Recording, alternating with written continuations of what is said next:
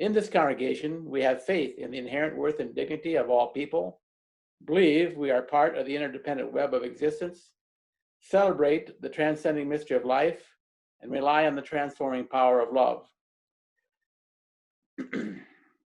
Everyone is welcome here, regardless of your politics, criminal record, religious proclivities, gender identity, who you love, or if you are unsure of any or all of the above categories.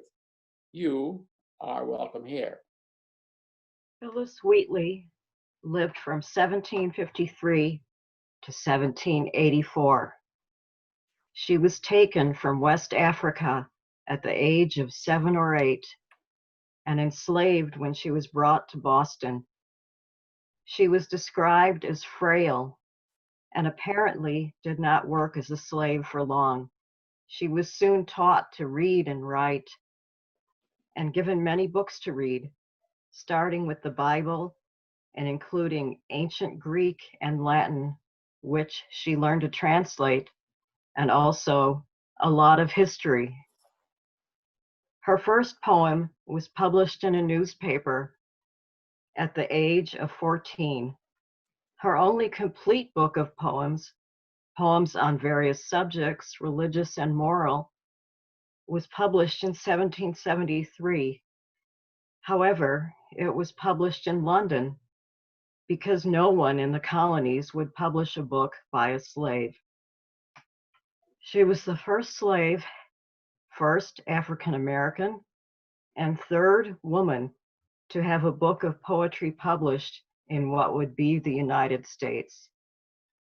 Her book made her internationally famous, and she was freed later that year.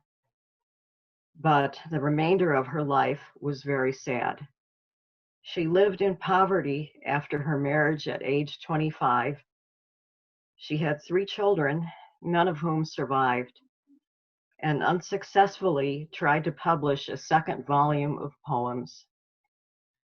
Her husband tried to get them published after her death at age 31, but the manuscript was never found after he, too, died.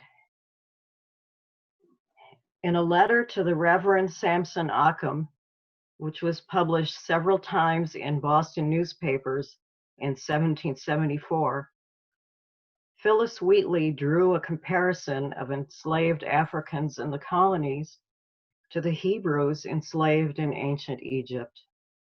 She wrote, "For in every human breast, God has implanted a principle which we call love of freedom.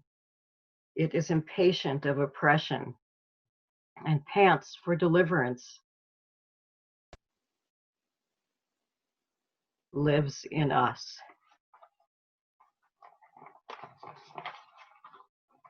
In honor and remembrance of Phyllis Wheatley, I light this chalice.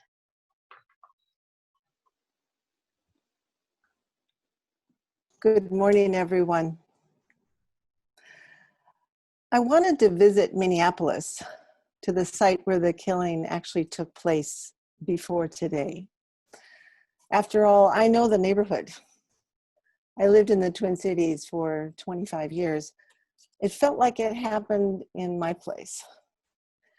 But then I realized that over the hundreds of years since Europeans first arrived on these shores, 1492, Columbus sailed the ocean blue, and they encountered the real Native Americans and dispatched and displaced them as much as they could to make room for themselves, to when in 1619, 401 years ago, last Thursday, the first enslaved people were moved off that pirate ship at the ironically named Fort Comfort in the Virginia colony to be traded or sold for food and other ship supplies, thus beginning 246 years of not indentured servitude, which you could get out of eventually, but into a system created from which you and your children and your grandchildren and on through the generations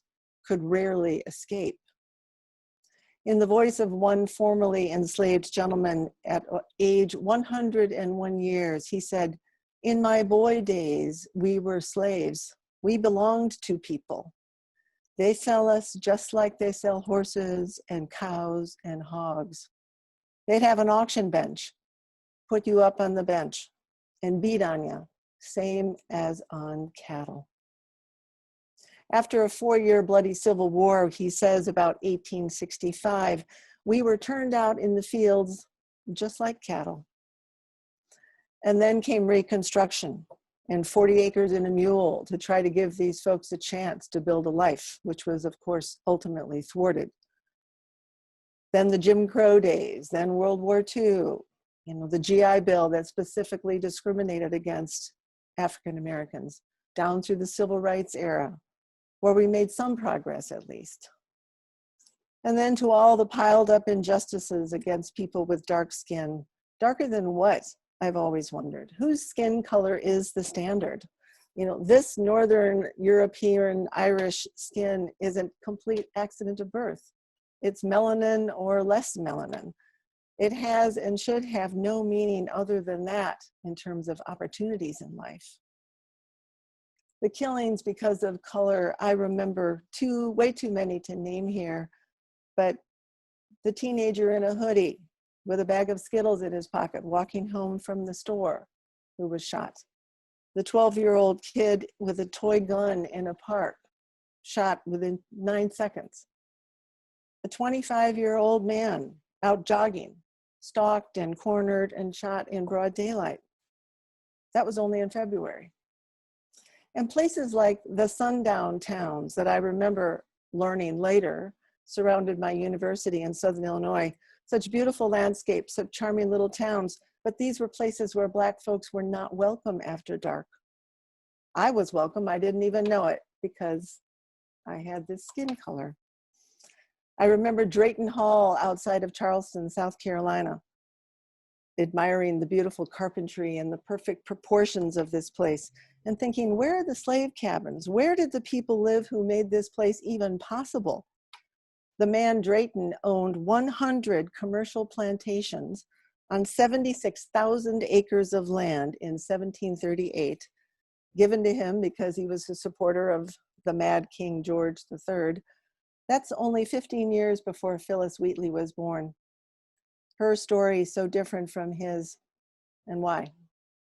Because of this, in large.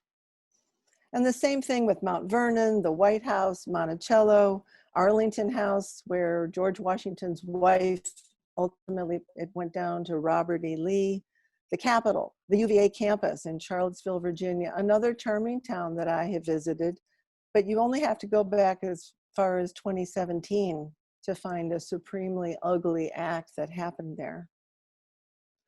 So when I think of these things, these places, these incidences, I concluded that there is probably almost nowhere in this country you can go where some injustice at some point has not taken place. So I didn't have to go to Minneapolis to see the piece of pavement where Mr. Floyd's life was taken. I and you and we have already been there and been there too long, seen too much, seen enough. A description I got from a friend who visited the site said it felt like sacred ground. She went on a Saturday and found about 200 mostly white people milling about, teary-eyed or crying, bouquets and candles, a black canopy over that gutter, huge paintings of Mr. Floyd's face, now familiar to us, on the brick walls of the buildings, a large wooden black fist in the middle of that intersection, an a cappella choir singing gospel. Though it looked festive, what with sunshine and people and barbecue for sale, it was not. Except for the singing, she said, it was very, very quiet. People staring in silence at that piece of pavement made famous now from an 8-minute, 40-second video. Her description reminded me of visiting the Anne Frank house in Amsterdam, the United 93 site in Pennsylvania from 9/11, and the Holocaust Museum in DC. When you look at photographs or videos or documents from those places, it's hard to speak. The horror of what happened there is too much. And now there's another site on a street in Minneapolis to add to the list. Sacred ground. I will always be grateful to that city's white mayor who said of Minneapolis, for the first time that I ever heard it on national network news, that the anger of protesters was, quote, not only understandable, it's right. That level of outrage, he said, is the result of so much built up anger and sadness that has been ingrained in our Black community, not just because of 5 minutes of horror, but 400 years. 1619. Did you know that there were protests on every continent except Antarctica? 60 countries? And in places you wouldn't think. In Moscow, outside the US Embassy, 2 people brave enough to stand there were quickly whisked away, of course. There was a candlelight vigil in Mashhad, Iran. And there's a Black Lives Matter chapter in Osaka, Japan. All this and more happened in the middle of COVID-19. That is quite a response. This is also the time I first heard little 6-year-old Gianna Floyd, George's daughter, say with pride, "My daddy changed the world." And you are right, little girl. So now the question is, how do we help make that change a permanent one? Not just another date in history or blip on the screen that people get upset about and then it fades away. To help us understand more of the story, the history, the truth, things that we probably did not learn in 5th grade history class, I'm happy we get to hear this morning from Dr. Darryl Heller. And his words may make you ask, how do we begin to make up for this?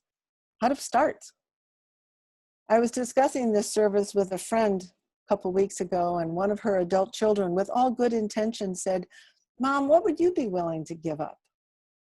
This beach house, your place in Chicago?" And before my friend could answer, I jumped in and said, "Wait, it doesn't have to be a zero-sum game. You don't have to lose so others can have more. Reparation is not a dirty word." These are definitions that I like. The action of repairing something and making amends for insults given to God through sin, either one's own sin or another. That last is something to think about if you believe in God. On a national level, the House of Representatives passed a bill last year to look at slavery from 1619 to now and come up with appropriate remedies. HR 40, if you want to look it up. Today, Regina Williams-Preston is going to share her thoughts on what could be done locally here near Southwest Michigan, and hopefully spark our imaginations on what else could be done here, elsewhere, everywhere. And lastly, this Unitarian Church's president, Beth LaFleur, is going to share what I would call good news from the last big gathering of UUs, Unitarian Universalists. A couple of new resolutions passed and consideration of an 8th principle, the foundations of UU people everywhere, to add to the 7 principles that have been the same for 35 years. That's a big deal. My daddy changed the world. Bit by bit, we hope. When we go into our breakout rooms at the end, I'm going to have 5 questions to pose for you to consider in your discussions. Big or small, they might be beginnings, small steps. When I once had a thankless and some people thought hopeless job in Washington, D.C., and people would ask me how it was going, my answer was always, well, at least we're going in the right direction. It's something at least. So in this service, let's think about how we can make Gianna Floyd's words come true for real and maybe for good. She's only 6, and as you know, they grow up fast. But first, let's go back in time a little bit to 1619, and then let's get going. So I want to thank you, Joan, and also you, Jim, for inviting me back to speak to all of you. And thank you for having me back. As you know, I'm a historian. So what I'd like to do is start by picking up a thread that Joan mentioned in her remarks. You know, as she said, we have passed the threshold of the 401st year of the presence of people of African descent in what we know as the United States. And as Joan mentioned, it was in August 1619 when a ship arrived off the coast of Virginia, and some 20-odd Africans were traded for food and supplies. Now, in order to be traded, these Africans must have been considered a commodity, objects to be bartered and sold on the open market on the same scale as the supplies that the ship took on board to continue its journey. This was the inauspicious beginning of African slavery in British North American colonies in 1619. And I want to take a minute and put some perspective onto this year. I want to just share some general facts. Can everyone see this slide? So 1619, if we think of that as the beginning of slavery in the United States, or the colonies that would become the United States, from 1619 to 1865 is the 246 years of slavery, when people of African descent were considered as property on par and as chattel, the legal term, which meant that they were disposable property like a horse or a cow or a set of dishes. In principle, or at least we're taught, that 1865 was the year of emancipation, the end of the Civil War. So if we just add from 1865 to our present, people of African descent have been free, and I put that in quotes, for 155 years. Now, if we subtract that difference, the 246 years of slavery from the 155 years of nominal freedom, is 91 years. But what that means is that Black people or people of African descent in this country will not have been free as long as they were enslaved for 91 years. That equation will not equal out until the year 2121, into the next century. Will there be a sense of equality and freedom to slavery? But this assumes that emancipation in 1865 led to full inclusion, which we know it didn't.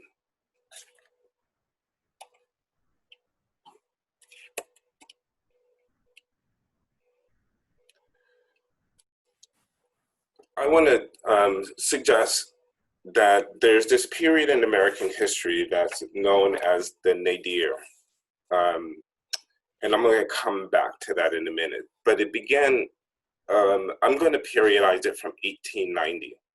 1890 is when Mississippi enacted its first constitutional changes to actively and consciously disenfranchise newly freed people. From 1890 to 1968, and the bookend on that side is the passage of the Fair Housing Act, one of the last vestiges of Jim Crow that legalized residential segregation. From 1890 to 1968 is 78 years of Jim Crow and inferior legal status. So that's not freedom. If we add the 78 years of Jim Crow to the years of slavery, people of African descent in this country have either been enslaved or segregated and marginalized legally for 324 years. If we subtract that from the years that people of African descent have been in this country or in the soil of what was to become and now is America, people of African descent have only been free, that is, fully legal citizens with all the rights and privileges. And that's nominal. But that, even if we're generous, it's only been for 77 years. So we have a lot of ground to make up. I call that time that was stolen. So why is this significant? And it's significant because the lessons that we learn in school and the hypocrisy that goes along with it informs how we understand race today. We're taught a triumphant arc of progress, that emancipation, while some setbacks were, that we have steadily improved. We know that that improvement is also very provisional. So if we view with the rational, clear lens, it's ridiculous to say Black Lives Matter in the 21st century. Why, 155 years after emancipation, does that even have any resonance? The narrative that we get washes over the facts that I just laid out, those years, those lives and time taken and stolen. We're taught that slavery ended in 1865, but just a mere months ago, George Floyd was brutally murdered with the callousness and casualness that has been operative and true since 1619. What we're not taught is that Black people have been hobbled in their efforts to be considered full citizens and accorded the full rights of participation with equal access to all the levers of power, and to be free of racial violence. This period that's called the Nadir, and Nadir is a word that was chosen, it actually has Arabic roots, but its meaning is the lowest point in the fortunes of a person or an organization, and the worst moment or the moment of least hope and least achievement. I define the Nadir as 1890 to 1968, but it's really difficult to put a period around this, brackets around this period, especially in the context of today's uprising. We might say that the Nadir has not ended, that violence against people of African descent, both in person and on body, is still very present. But that Nadir is 78 years of Jim Crow, segregation, marginalization, and ostracization. And during this period, Black people were subject to lynching and murder, segregation, and disenfranchisement. Some of you may have heard me talk about this before, but the Tuskegee Institute ran a lynching study, which is frequently cited as the definitive source for lynching statistics.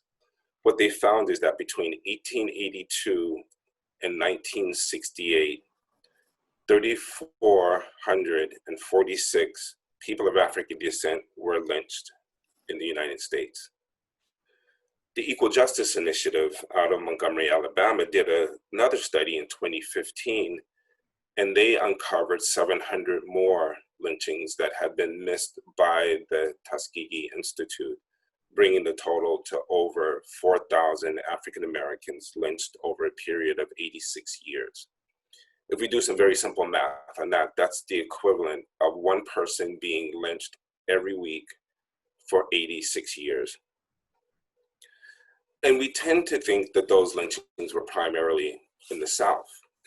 I want to show an image, and I want to give just a quick warning that it is disturbing, but I think it's important.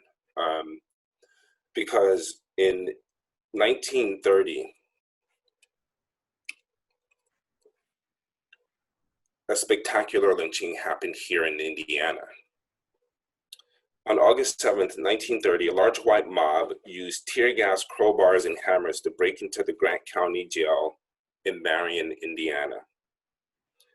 And they took two Black men out of prison, Thomas Shipp and Abram Smith, who had been accused of murdering a white man and assaulting a white woman. Shipp and Abram and Smith were only 19 at the time. Their brutalized bodies were hung in the courthouse yard, and that's not insignificant, the courthouse yard, and were kept there for hours as crowds of white men and women and children came by to spectate and to reinforce the warning to other members of the African American community: what happens if you step out of line? And of course, outright murder was not the only violent tactic utilized to maintain and shore up white supremacy. There were multiple attacks on African American communities by white mobs, often, and as Joan alluded to, creating sundown towns and other public spaces where people of African descent were not allowed. This reached a high point in 1919, the summer of 1919, known as Red Summer, in which over 20 cities witnessed violence attacks against people of African descent in Black communities. Cities such as Washington, D.C., Knoxville, Tennessee, Omaha, Nebraska, and Chicago, Illinois. Historically, lynching and mob violence against Black people has been perpetrated for mundane reasons: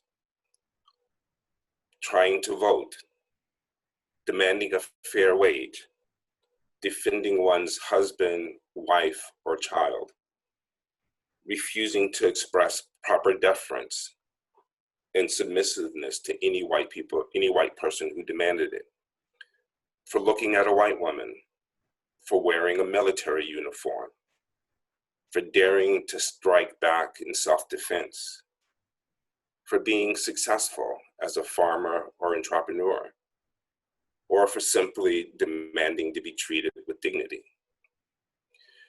So I want to ask, those reasons and rationales for lynching, how do they differ from today, when unarmed Black people have been killed, often by law enforcement, for things as simple as resisting an eviction, for reaching for a wallet, for standing with a group of friends, for protecting oneself from an unknown assailant with a gun while wearing a hoodie, for playing with a toy gun, for selling loose cigarettes, for walking away from the police, from running away from the police, for failing to use a turn signal, or for failing to have or for having a broken taillight. Just like the cases of lynching, these cases which bring us to our present, the murderer was often and usually not found guilty. Now Black people have been resisting this violence from the beginning, from the slave revolts to using electoral politics. And the civil rights movement, which was led by Black people, opened doors and benefited other oppressed groups and generated other social movements, including the women's movement, the gay liberation movement, the American Indian movement, the anti-colonial Puerto Rican nationalist movement, and many others. And it also provided the moral authority for the student movement that rocked the nation, and it inspired international liberation movements from Ireland to South Africa. And it was in fact the murder of Trayvon Martin by George Zimmerman. That acquittal sparked the hashtag Black Lives Matter. But it was the murder of Michael Brown that turned that hashtag into a movement. And that murder and countless others bring us to where we are today. George Floyd's murder, as we've seen, is but one in a long line of Black lives and Black bodies that have been disregarded. Black people did not create racism, and Black people cannot end racism alone. It will take all of us, and especially white people. I want to end with this kind of leading in some ways to this discussion on reparations and how do we reckon with the injustices that have happened. Danielle Sered, who runs our reparations, our restorative justice group in Brooklyn, New York, had some remedies that she suggested needed to happen for harm that has been perpetrated to be repaired. By Ms. Sered, 4 things need to happen. 1, an acknowledgement that a harm has happened needs to be made. We have to know our history. We have to understand the harms that have been perpetrated. Responsibility has to be taken for that harm by individuals or by the nation, or maybe especially by the nation. Number 3 is that we have to make it right. We have to repair that harm. That repairing that harm requires some compensation to what has been lost by the victims of that harm. And finally, we have to make a pledge and do everything within our power to make sure that those harms do not happen again. Then and only then will this tragic history that shapes our identity, can we move forward as a people, as a nation, and as humans. Thank you. This whole issue of like structural racism, it's in the air we breathe. We walk around every day and we live our lives. I mean, all of us. Some of us living in denial because it's just, to think about all of the ways we're not free every single day. As she talked about, I'd like to know what it means to be free. You just can't bear it in every moment. And sometimes you just move along and you just sing and you just keep going. And then all of those folks who are just completely oblivious and they're just bouncing along in their lives and people are dying because of this way in which our country, the world in general, but certainly here in America, how things have been set up. So it's really, really deep to hear that. I got to get the link to that. Somebody send it immediately. And, it's just, if you listen to the lyrics, what she's saying, it almost for me just didn't line up with the melody of the tune. And yet it says so much about how we move through the world amidst all of this hurt and pain. So I'm going to talk about what this looks like today.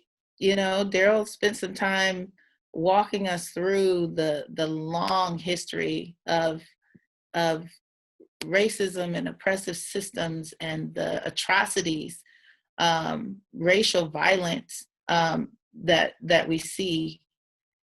And I'm going to talk more about how that shows up today. In our last meeting, which was really phenomenal, something really hit me as we were talking and having this discussion about how white people talk about inheritance being passed through generations.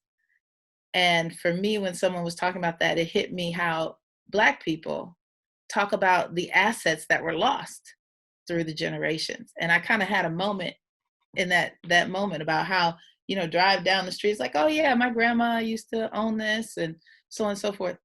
And what it helps me realize is that really, structural racism creates loss, and the loss actually creates trauma that is passed on through the generations. And so what does it mean for me that as I pass Linden Street, 2020 Linden, this is a picture of my grandmother, that's my dad, isn't he adorable? In that home, where they had the liquor store at the bottom and they lived upstairs. This is my grandfather's birthday. My grandmother there and all their children. And you know, how when I drive by now, this is a family photo back in the 40s. But I take pride in knowing that this once was, you know, look at, you know, my family has this legacy and this history. And what would it mean to me if that legacy and that history hadn't been interrupted, you know? Now the spot where this space was is simply an empty lot. And my family had lost it somewhere back in the 70s, lost it to tax sale. And I don't know all of the, you know, issues that surrounded that particular process, but living in this world today and seeing what's happening on a very regular basis, how Black people are dispossessed of assets and property, I have no doubt that there was some of that at play at that time as well. In fact, Darryl will remember this. We had a meeting of what we call the Racial and Economic Justice Committee. I don't know if I mentioned this last time or not, but it was actually the now mayor, who was then director of community investment, had made a comment about this effort they were doing to knock down 1,000 houses in 1,000 days in the West Side neighborhoods, Black and brown communities. And he said, well, you know, people aren't really losing their homes. Not like people were, you know, kicked out, because these were vacant homes. And in that moment, very organically, every single Black person in the room started telling a story about how they lost their home, or their childhood home was lost, or their grandparents' home was lost. Every single Black person in the room. And so it just was very telling about what's happening, and like the song, how it just keeps happening. And it's just such a common occurrence. And so, you know, people of color, Black people, you know, we don't just have a fear of the police, but a distrust of government agencies in general, and a healthy distrust of the system. My mom grew up in Tennessee as a sharecropper. Well, she was a child, but they all went out and worked the field, all 14 kids. And she still today, she's 79, and she still today will talk about, you know, that white man, Mr. Simonton, he knew that cotton was worth more than he gave us. We worked so hard, and they just take and take and take from you. So as a child, you know, her experience of having to miss school in order to get the crop in, and, you know, all of the injustices she saw as a child, but that still lives in her as she comes into her later years. It stays with you. And it's that structural trauma. It's passed on generation to generation, that feeling of powerlessness against the system. So the last slide I kind of left with when we did the presentation before, you know, this kind of talked about, this is specifically in South Bend, you know, kind of where we are as a community in terms of the racial wealth divide. And so this is where we are. Really, the question is, how did we get here? You know, what are the current policies and practices that still today we call for an end to structural racism, but these things are still in place, causing harm and creating trauma. And most importantly, what can we do about it as an individual? Like, who am I to make a difference? Like, how do I make some change? So that's really what this conversation is about. Structural trauma is defined as the ways that our social arrangements and governments, economies and religions put individuals and populations in harm's way. So the policies and practices actually create this harm. And I'm just going to go very quickly through some things. You know, in South Bend, we had this disparity study. Many years, out of $90 million in city contracts, African-American businesses received zero. How is that even possible? Are you serious? $90 million, zero? So that lack of economic opportunity. Then we also have environmental pollution. So redlining, people are familiar with that concept, but specifically in South Bend, back in the day, redlining practices ensured that Black families could only buy property around this area known as Beck's Lake, which was a toxic waste dump. And so that still is kind of, you know, the space that we're in today. They're doing all kinds, been labeled as a Superfund site with the EPA. So there's very real toxins that people have been living on this land for generations. But I mentioned just a minute ago the 1,000 Houses in 1,000 Days initiative that just happened within the last 8 years, where we demolished over 600 homes in low-income Black and Brown communities. And the sad part is we have all this documentation of, you see these dust clouds of environmental regulations were not followed. This is lead being released out into the neighborhood, into our Black and Brown communities, poisoning the people who live there.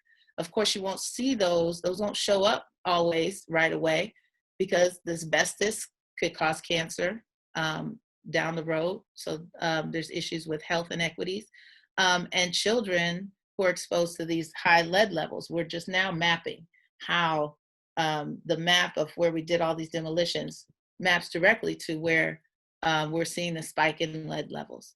But also issues of equal protection under the law, code enforcement, all of these different agencies and institutions that are in our city government can be used to actually disenfranchise folks. This is actually my neighbor's house. I live like right here. And one morning I heard code enforcement out mowing his lawn. Do you notice the difference here? I don't know if you can see my cursor, but you see, this is what the grass was. And they sent a crew out to mow it. Now they come, no one's living there. Their mom has moved into a senior facility, but they come there every single day, get the mail, check on things. They're still very active. They mow the lawn, you can tell. I mean, this was just like 2 weeks ago. But you see how short essentially the lawn is? After a good rain, it can just sprout up, and they're doing this. Well, why is that important? If you look down here, this lot, literally the grass is 3 feet high. There's trash dumped all over it. This lot is owned by the city of South Bend, and it is right down the street. In this picture, you can actually see that lot from this lot. So why is that important? How does that factor in? Well, unequal protection under the law. The city's not mowing their own lots, but I know, all of us in the neighborhood know that lot that was mowed by my neighbor, he's going to be charged over $400 just for them mowing their lawn. $169, this is like a site warning that says, if you don't mow it, we're going to charge you $169 to mow it, and then an additional fine of $250 just because you were not compliant. $400. These are the things that leach wealth and money, from Black and Brown communities. And then what happens if you can't pay those fines? Then they put those fines onto your taxes, and if you don't pay them, you'll continue to accrue penalties till it's impossible for you to actually pay your taxes, and your house will go into tax sale. And then this, I just whipped this out. I took this picture last night. This is like maybe within the last month or so. Living in the neighborhood that I live, I get notices all the time, people wanting to buy my house. Well, I want to buy your house. I want to buy your house. This didn't always happen, but ever since we kind of got this process going, we know that this neighborhood is about to be revitalized. And so they're coming, this process of gentrification, it happens, and it happens silently. Again, we just don't even realize it. But next thing you know, all of a sudden, Black and Brown people are gone. More well-off white folks are in. Last time we talked about issues of educational inequity. In this case, this is this is all in my neighborhood. Wow, this is I could see this from my house. You see that beautiful, what is that, playground in the background? This is the neighborhood elementary school, which was turned into an academy some years back. But when they turned into the academy, they built this beautiful playground, and then they put up these wrought iron fences. This was only for the kids who go to the academy. And so even in the downtime, when school's not in, neighborhood kids can't play on this playground equipment. And there's nothing else in the park. So these are the structural inequities. And I think one of the really important things to recognize is that these systems actually work together. That park that you saw is Kennedy Park. My house, I live right there. Hi, me. Yeah, that's where I am. And this is the primary academy now. And this is actually the plan, the city's plan to revitalize. You see all these colors? This is where they focus on, we're gonna consolidate, we're gonna acquire and consolidate parcels all around the academy, right? These are all Black and brown neighborhoods, mostly poor folks. They drew the nice little colors. This is where we're gonna do it. I'm in a color right here. These are the colors all around the academy. And there's this plan right here. I don't know if you could read it, but it says we're gonna get the property, then we're gonna knock it down, then anybody that's left, we're gonna buy their property and move them out. It says relocate.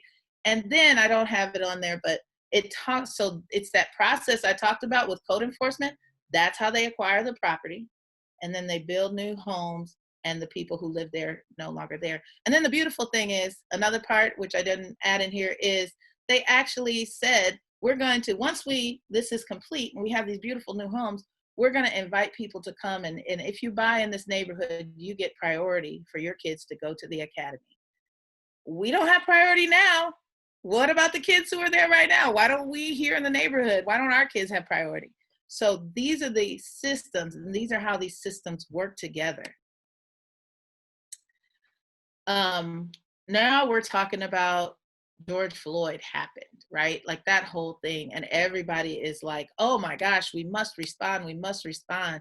And we have statements from Notre Dame, the Chamber of Commerce, just everybody's putting out these statements on, oh, structural racism. We're going to end structural racism. Well, it just so happened, I was looking at some stuff. This is from a local paper, The Reformer. It was a Black newspaper in South Bend back in the 60s and 70s. And the year when Martin Luther King died, there was a statement put out by some agency in our community that said you could almost it was the exact same thing. This was 50 years ago. We're going to end structural racism. We can come together. We can do this. So it really struck me, like, really? We're just repeating these patterns over and over and over again. And when is it really going to stop?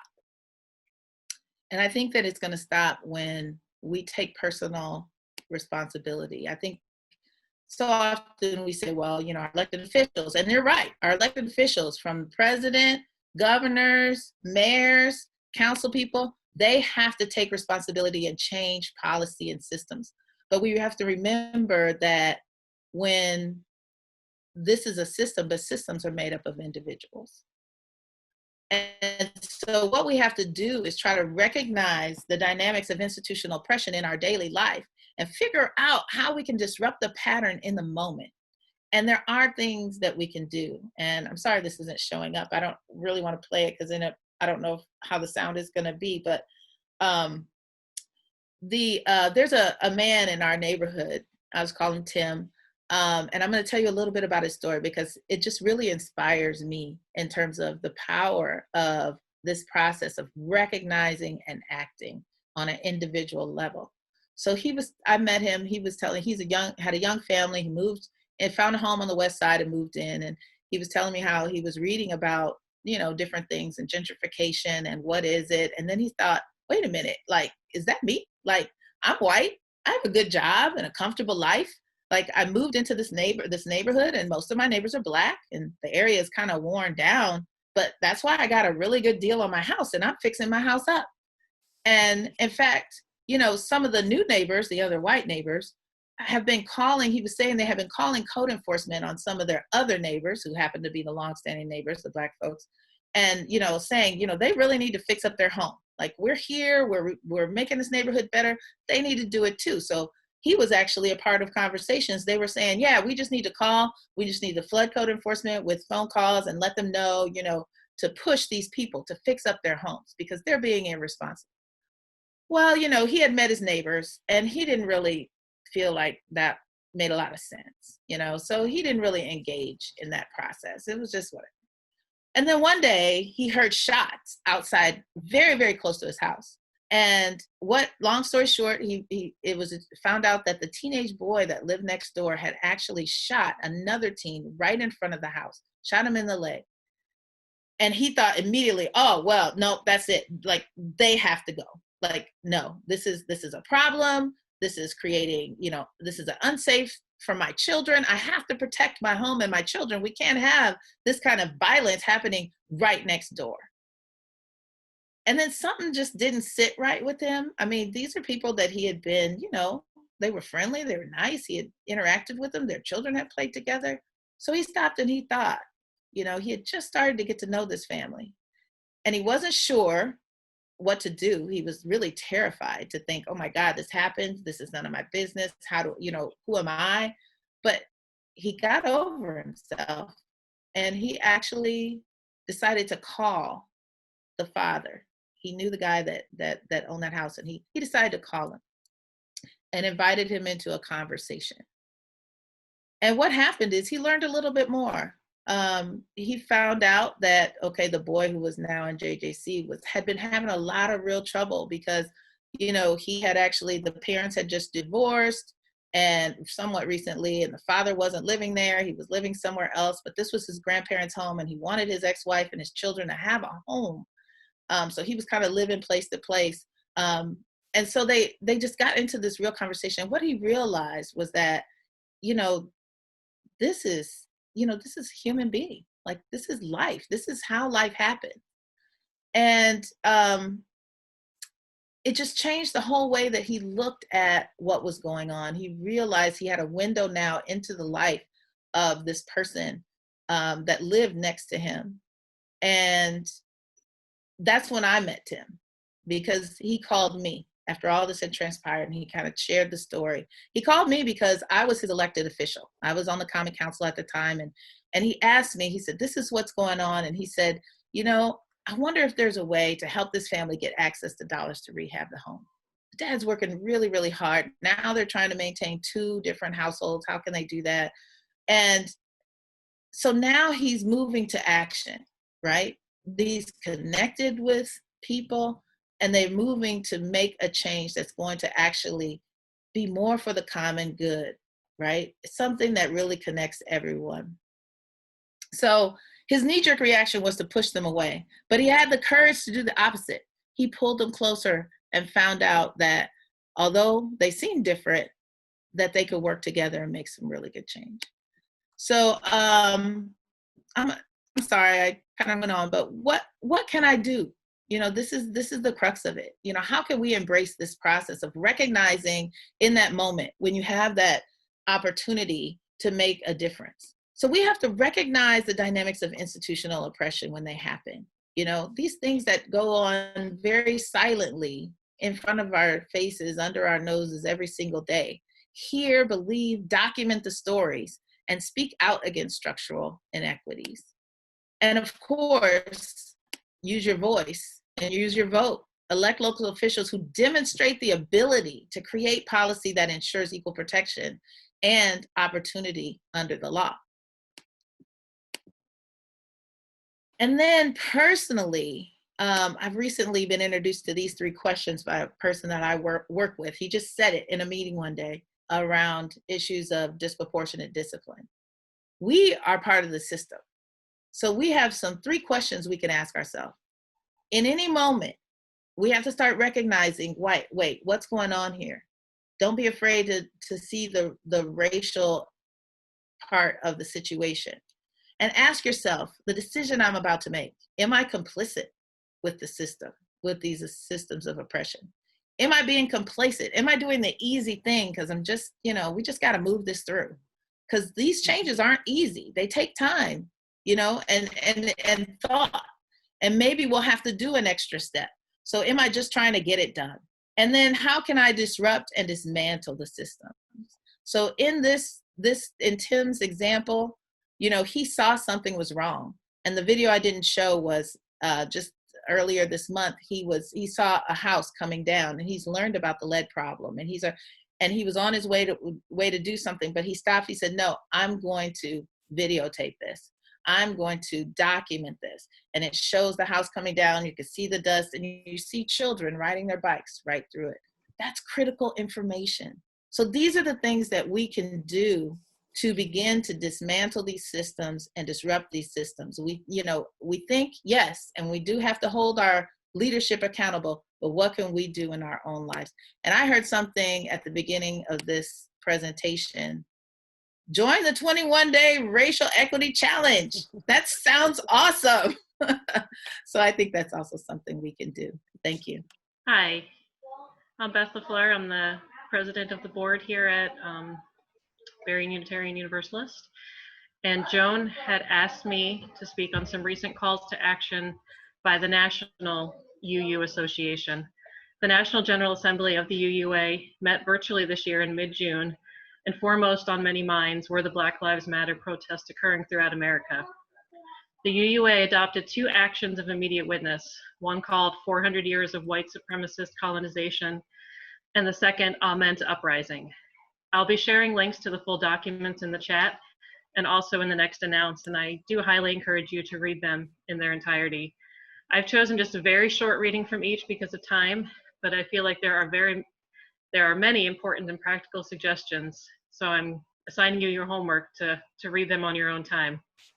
I will also briefly touch on the movement within the UUA to adopt an 8th principle. So again, these are just 1 paragraph readings from the 2 resolutions. From the 400 years of white supremacist colonization. Therefore, be it resolved that we call upon the Unitarian Universalist Association and its member congregations to continue to gather in solidarity with all Indigenous peoples struggling to preserve their lands, waters, peoples, sacred sites, and sovereignty. Work nationally, statewide, and locally on public policy that is decolonializing, such as establishing Indigenous Peoples Day, including Indigenous peoples' histories and public education curricula, and eliminating racist monuments, flags, and mascots. And from Amen to Uprising. Because Unitarian Universalist congregations covenant to affirm the inherent worth and dignity of every person and promote justice, equity, and compassion in human relations, we proclaim loudly that Black Lives Matter. Therefore, be it resolved that as Unitarian Universalists, we commit to shaping a world in which love and justice may thrive, where Black leadership, creativity, and resilience is celebrated, while Black grief is honored and held with love. Therefore, we call upon the UUA to collaborate with organizations that have demonstrated a commitment to the work outlined in this resolution. And as far as the 8th principle goes, there has been a movement in the UUA to adopt an 8th principle. The 7 principles have been in place, as Joan mentioned, since 1960, without any additions. Paula Cole-Jones, a director of racial and social justice in the UUA, promoted the idea of an 8th back in 2013, and UUAs take a long time to discuss things. It has been discussed and developed and adopted by many individual congregations, and it is slated, I believe, to be discussed and voted on at the national level in the next few years. I'm going to also share some links for further information on the 8th principle in the announce and in the chat, and I'll share it all to Facebook too, as well as links to the Black Lives of UU webpage and other Black-led UU movements for those who aren't aware of their work. The working 8th principle states that we are journeying towards spiritual wholeness by working to build a diverse, multicultural, beloved community by our actions that accountably dismantle racism and other oppressions in ourselves and our institutions. So I'll close with this quote from the site 8thprincipleuu.org. Many people of color have been attracted by the values and potential of UUism, but their souls have been repeatedly wounded by its whiteness. Let's make our actions match our values. Let's be a UU movement that feeds them, and that would be spiritual wholeness. Thanks. In honor of all those whose lives have been hampered or ended too soon from the evils of racist thought and behavior, I extinguish this chalice.